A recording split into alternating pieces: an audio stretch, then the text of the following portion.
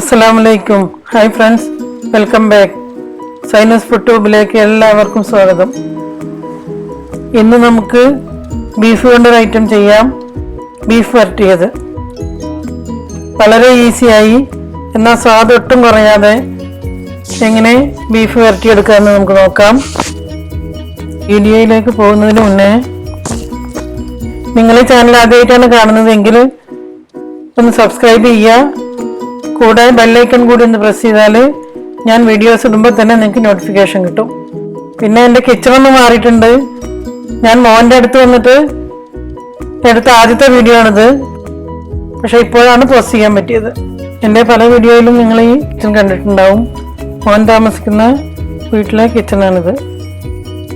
ഇതെൻ്റെ ഉമ്മാൻ്റെ റെസിപ്പിയാണ്. ഈ റെസിപ്പി ഞാൻ Zainusfoodtube.com നേരത്തെ പോസ്റ്റ് ചെയ്തിരുന്നു. അപ്പം നമുക്ക് തുടങ്ങാം. ബീഫ് വരട്ടാൻ വേണ്ടി ഞാൻ 1 കിലോ എല്ലുള്ള ബീഫാണ് എടുത്തിരിക്കുന്നത്. എല്ലുള്ള ബീഫാണെങ്കിൽ കൂടുതൽ നല്ലതാണ്. കുറച്ച് നെയ്യും എല്ലാം കൂടിയിട്ടുള്ള ബീഫ് 1 കിലോ എടുത്തിട്ടുണ്ട്. ഇനി അതിലേക്ക് ഒരു പിടി ചെറിയ ഉള്ളി, അത് നടുപൊളിച്ചതാണ്. അതല്ലെങ്കിൽ 10-12 എണ്ണം എടുക്കുക. ചെറിയ ഉള്ളി നടുപൊളിച്ചത്. പിന്നെ 1.5 സവാള തിന്നായി സ്ലൈസ് ചെയ്തതാണ്. പിന്നെ കുറച്ച് കറിവേപ്പിലൊക്കെ നിങ്ങൾ ഇഷ്ടം പോലെ ചേർക്കുക. നിങ്ങൾക്കറിയാമല്ലോ, ഞാൻ എപ്പോഴും കുറച്ച് കൂടുതലാണ് ചേർക്കാറ്. പിന്നെ 2 പച്ചമുളകും 1 ടീസ്പൂൺ പെരുംജീരകം കൂടി ചതച്ചതാണിത്, അതെടുക്കുക. പിന്നെ ഇതിലേക്ക് വേണ്ടത് ഒരു വലിയ തക്കാളി ചോപ്പ് ചെയ്തത്. ഇതെല്ലാം കൂടി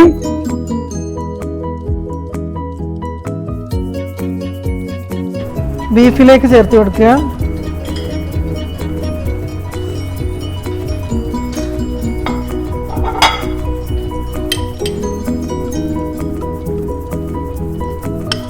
അതിനുശേഷം ഇതിലേക്ക് 1 table spoon ginger garlic paste ചേർക്കുക. ഇനി ജിഞ്ചർ ഗാർലിക് പേസ്റ്റ് നിങ്ങളുടെ അടുത്തില്ല എങ്കിൽ ഈ പെരുംജീരകവും പച്ചമുളകും കൂടി ചതച്ചെടുക്കുമ്പോൾ അതിനോടുകൂടെ കുറച്ച് ഇഞ്ചിയും വെളുത്തുള്ളിയും കൂടി ചേർത്ത് ചതച്ചാൽ മതി. എൻ്റെ അടുത്ത് ഇപ്പോൾ ചതച്ചത് ഉണ്ടായതുകൊണ്ട് ഞാനിത് വേറെ തന്നെ ചേർത്തു എന്ന് മാത്രം. അതിനുശേഷം ഇതിലേക്ക് 1/2 ടീസ്പൂൺ മഞ്ഞൾപ്പൊടി ചേർത്ത് കൊടുക്കുക. പിന്നെ ഇതിലേക്ക് 1/2 ടീസ്പൂൺ മുളക് പൊടി ചേർത്ത് കൊടുക്കുക. അതിനുശേഷം ആവശ്യത്തിന് ഉപ്പ് ചേർക്കുക.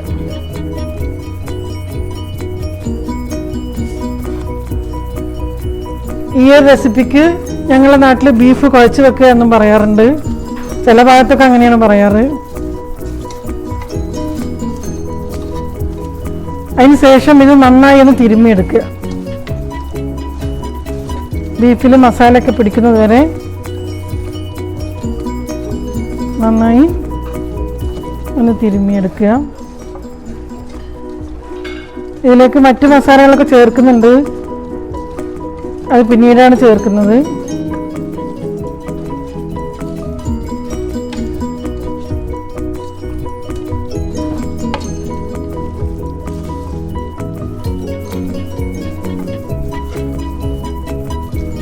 പെരുംജീരകം ഇതിനോടുകൂടെ ചതച്ചെടുത്താൽ വളരെ നല്ലതാണ്. അതല്ല എങ്കിൽ പൗഡർ ചേർത്താലും മതി കേട്ടോ.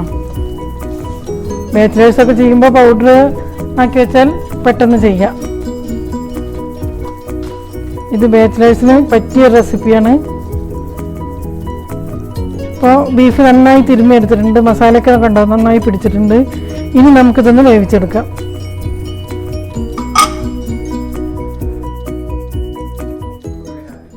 ഇനി കുക്കർ മൂടിയതിന് ശേഷം ബീഫ് വേവുന്നത് വരെ വേവിച്ചെടുക്കുക. ഞാനിവിടെ 4 വിസിലാണ് കൊടുക്കുന്നത്. ഹൈ ഫ്ലെയിമിൽ വെച്ച് ആദ്യത്തെ വിസിൽ കേട്ടാൽ ഫ്ലെയിം മീഡിയത്തിലാക്കിയതിന് ശേഷം 3 വിസിൽ കൂടി വരുത്തണം. പിന്നെ നിങ്ങൾ എടുക്കുന്ന ബീഫിനനുസരിച്ച് നിങ്ങൾക്ക് വിസിൽ കൂട്ടുകയോ കുറയ്ക്കുകയോ ചെയ്യാം. ഞാനിപ്പോൾ എടുത്ത ബീഫിന് കണ്ടിട്ട് അത്യാവശ്യം വേവുള്ളത് പോലെ എനിക്ക് തോന്നുന്നത്. അപ്പോൾ ഞാൻ 4 വിസിൽ കൊടുക്കുന്നുണ്ട്.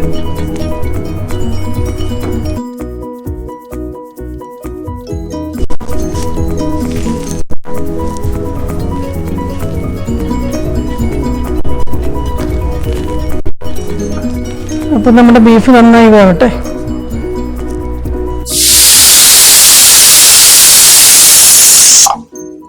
ഇപ്പോൾ ഒരു വിസിൽ കേട്ടിട്ടുണ്ട്.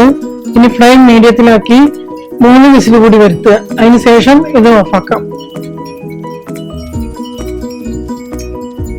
പിന്നെ ഞാൻ നേരത്തെ ഒരു കാര്യം പറയാൻ മറന്നു. ബീഫ് ഒട്ടും വെള്ളം ചേർക്കാതെയാണ് വെച്ചിരിക്കുന്നത്. ബീഫിൽ നിന്ന് ഇറങ്ങുന്ന വെള്ളം കൊണ്ട് തന്നെ അത് വേവണം. ഒട്ടും വെള്ളം ചേർക്കരുത്.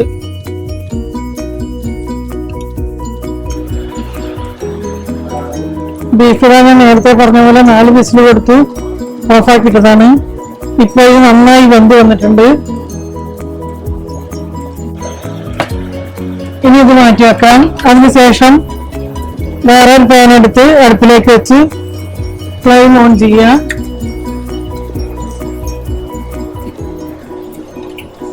പാൻ ചൂടായി വരുമ്പോൾ അതിലേക്ക് 2 ടേബിൾ സ്പൂൺ വെളിച്ചെണ്ണ വെച്ച് കൊടുക്കുക.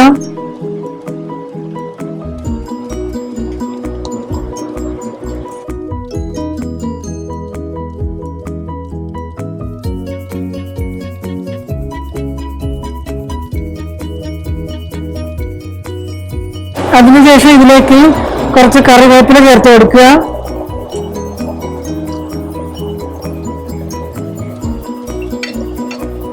ഉള്ളിയൊക്കെ നമ്മൾ നേരത്തെ ചേർത്തതാണ്, അതുകൊണ്ട് ഇനി ചേർക്കേണ്ടതില്ല. ഇനി ഇതിലേക്ക് 1.5 ടേബിൾ സ്പൂൺ മല്ലിപ്പൊടി, 1/2 ടീസ്പൂൺ കുരുമുളക് പൊടി, 1/2 ടീസ്പൂൺ ഗരം മസാല ഇവ 3 ചേർത്ത് കൊടുക്കുക.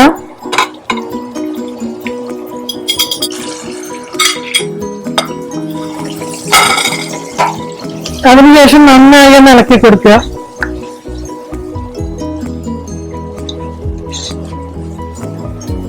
ഈ മസാല നല്ലോണം മൂത്ത് വരണം.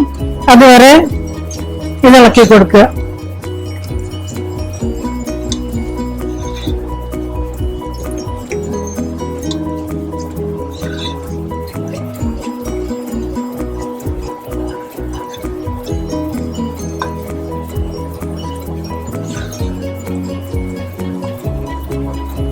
മസാല കരിയാതെ നോക്കണം. നന്നായി ഇളക്കി കൊടുത്തതിന്റെ പച്ചമണം മാറുന്നത് വരെ ഇളക്കി കൊടുക്കണം.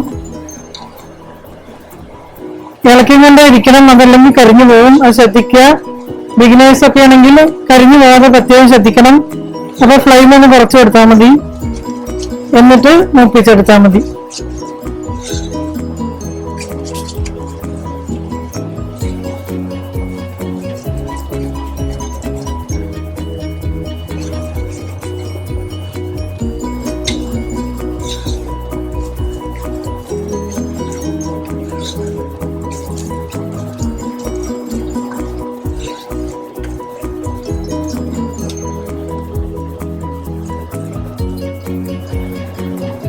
ഇപ്പൊ മസാല ഈ എണ്ണയിൽ കിടന്ന് നന്നായി മൂത്ത് വന്നിട്ടുണ്ട്.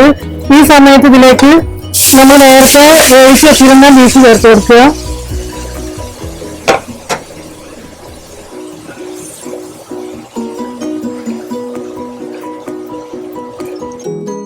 അതിനുശേഷം നന്നായി ഇളക്കി കൊടുക്കുക. ഇനി ഇതൊന്ന് വരട്ടിയ പരുവത്തിലാക്കണം. ഇതിന് ബീഫിൽ നിന്ന് ഇറങ്ങിയ വെള്ളമുണ്ട്. ഞാൻ ഒട്ടും വെള്ളം വെക്കാതെ അത് വേവിച്ചെടുക്കുന്നു. നിങ്ങൾ കണ്ടിരുന്നല്ലോ, ഞാൻ ഒട്ടും വെള്ളം ഇതിൽ വെച്ചിട്ടില്ല. പക്ഷെ ബീഫ് വെന്ത് വന്നപ്പോ കുറച്ച് വെള്ളമുണ്ട്. ബീഫിൽ നിറഞ്ഞ കുറച്ച് വെള്ളം ഇതിലുണ്ട്. ഇതൊന്ന് വറ്റിച്ചെടുക്കണം. ഇതൊന്ന് പരണ്ട രൂപത്തിൽ ആക്കിയെടുക്കുക.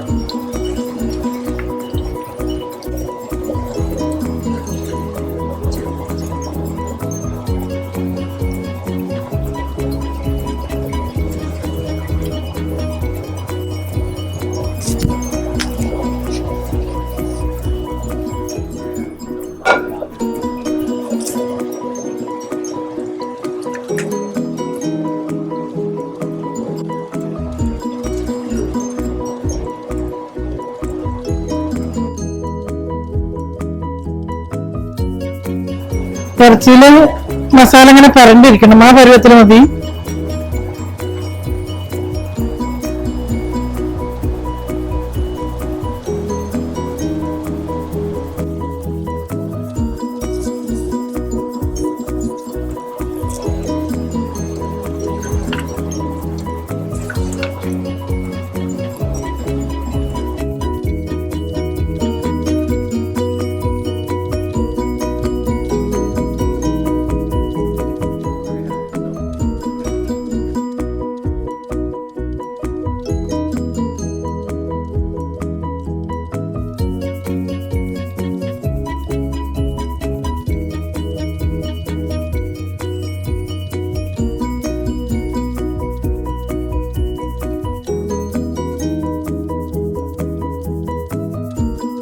ഇപ്പോൾ ഇതാ നമ്മുടെ ബീഫിലെ കറിയെല്ലാം വറ്റി വന്നിട്ടുണ്ട്.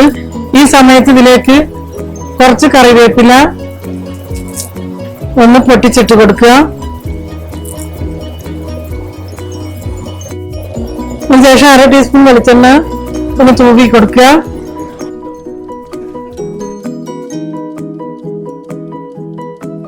എന്നിട്ട് ഫ്ലെയിം ഓഫ് ചെയ്യാം. ഈ ലാസ്റ്റ് വെളിച്ചെണ്ണ ഒഴിക്കുന്നത് ഓപ്ഷനിലാണ് കേട്ടോ. നിങ്ങൾക്ക് വേണമെങ്കിൽ ചെയ്താൽ മതി, അതല്ലെങ്കിൽ അത് സ്കിപ്പ് ചെയ്യാം.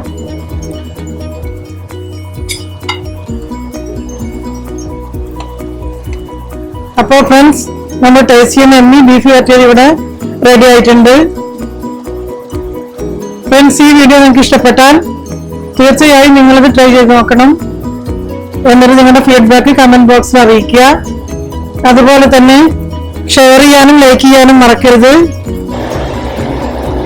ഇൻഷാ അല്ലാഹ് ഇതുപോലെ വേറെ നല്ല റെസിപ്പിയുമായി വീണ്ടും കാണാം. Thank you.